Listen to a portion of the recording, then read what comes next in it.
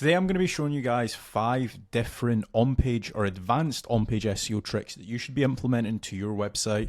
I've just went through the actual list. I've got it on my second screen right now, and it applies to every single website. It doesn't matter if you're an e-commerce store, it doesn't matter if you're an affiliate, it doesn't matter if you're a local business. Every single step will apply to your website. So starting us up with tip number 1 is schema markup. Now, again, I see so many websites that just don't do this, but for example, the example that I've got here is if you run a recipe website, you should be having like recipe schema on your website. So for example, if I search like how to bake a cake, for example, right, there is schema markup for recipes, as you can see here.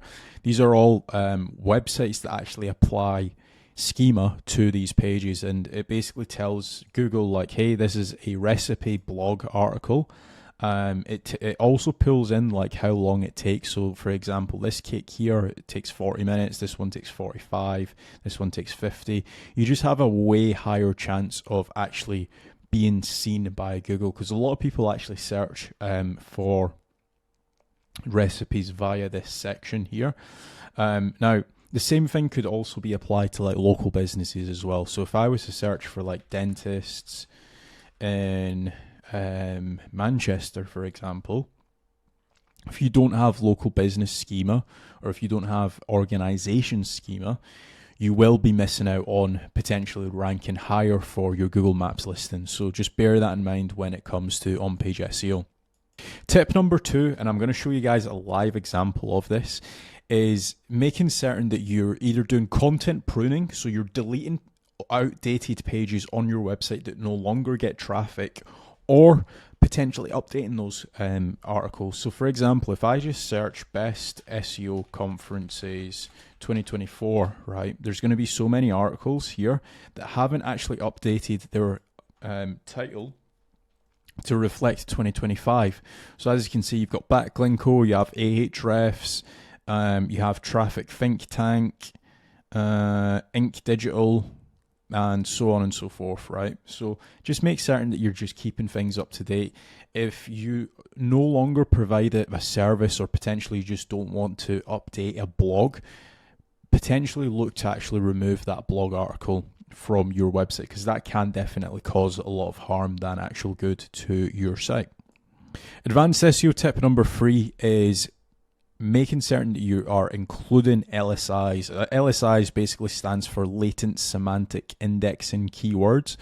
So for example, if your primary keyword that you're trying to rank for is organic coffee beans, the LSIs might include natural coffee beans, or benefits of organic coffee beans, or top organic coffee brands. So by incorporating all of these related terms naturally within your content, you enhance the topical relevancy of that page, and it helps search engines better understand the context of your content, so potentially boosting your rankings as well. So again, a lot of people, they focus in on just trying to rank for organic coffee beans, but there's all of these different LSIs, or all of these different secondary keywords. So if you think of it, organic coffee beans and natural coffee beans, they mean the exact same thing. So why not try to rank for all of the secondary phrases? So one thing that you can obviously do to improve that is literally just go to ChatGPT and give it your primary keyword, and tell it to suggest you 10 LSIs. So this is the prompt, very, very simple. My primary keyword is best mountains to go hiking in the UK. Can you give me 10 LSIs? This is going to go and do its thing. It's going to come back with 10 suggestions for your primary keyword. So top UK hiking trails, scenic mountain hikes in Britain, popular UK hiking destinations, guide to hiking the British mountains, UK mountain hiking tips, so on and so forth, right? Very, very easy. And all you just need to do is just incorporate these keywords, or these LSIs, into your actual blog section of your website, or the pre-existing blog article that you've got on your website. And you will start to rank for all of these secondary / LSIs on your website, or on your blog article.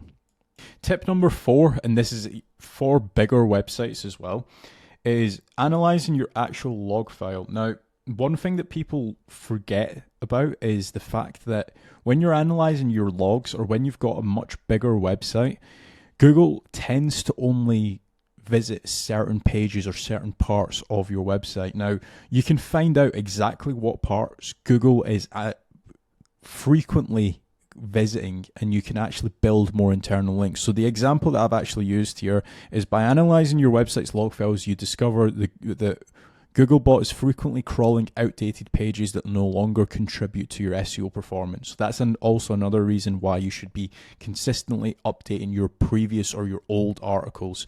To optimize crawl efficiency, you decide to update your robots.txt file to disallow bots from crawling these irrelevant pages. Instead, guide them to newer / more important sections of your site, your blog section or your main product pages.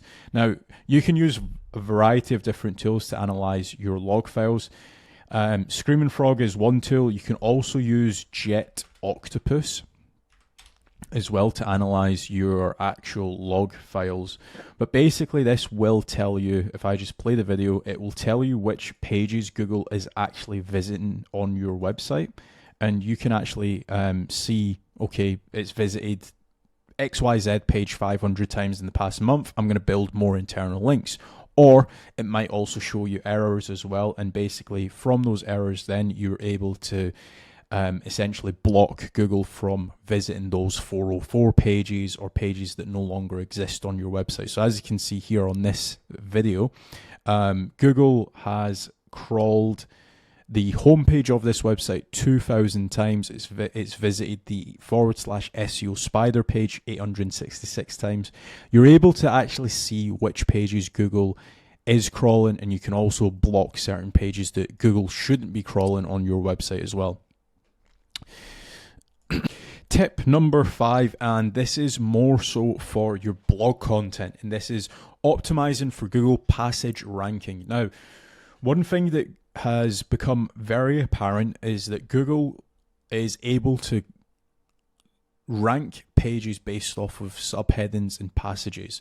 So if I have a page on my website, for example, talking about how to start a business, right? You would essentially have the content structure being very direct. So like, for example, choosing a business idea, writing a business plan, securing funding, launching operations. Each section is written to actually stand alone by itself. And that's how you should be structuring your content across your entire website. So you never just want to go too broad within the actual article of how to start a business. You want to keep to the actual bullet points. So like, think of how you would start a business. Okay, I would first of all think of a business idea. I would then start to write a business plan. I would then secure funding, and I would then launch operations. I would then do marketing, for example. You want to make certain that that the content that you're actually uploading reflects that within the actual article. Otherwise, if you're going way too broad, Google is just going to be way confused when it's actually coming to crawl and index that page.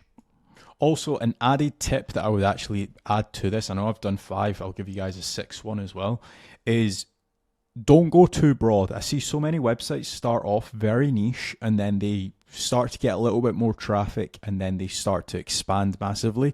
Stick to doing one silo at a time. So for example, if I am a law firm and I'm trying to scale out my SEO, or maybe just start off with only doing personal injury law related articles. Then once I feel like I've covered that topic in its entirety with all of my blogs, I would then maybe move on to doing maybe divorce law or immigration law.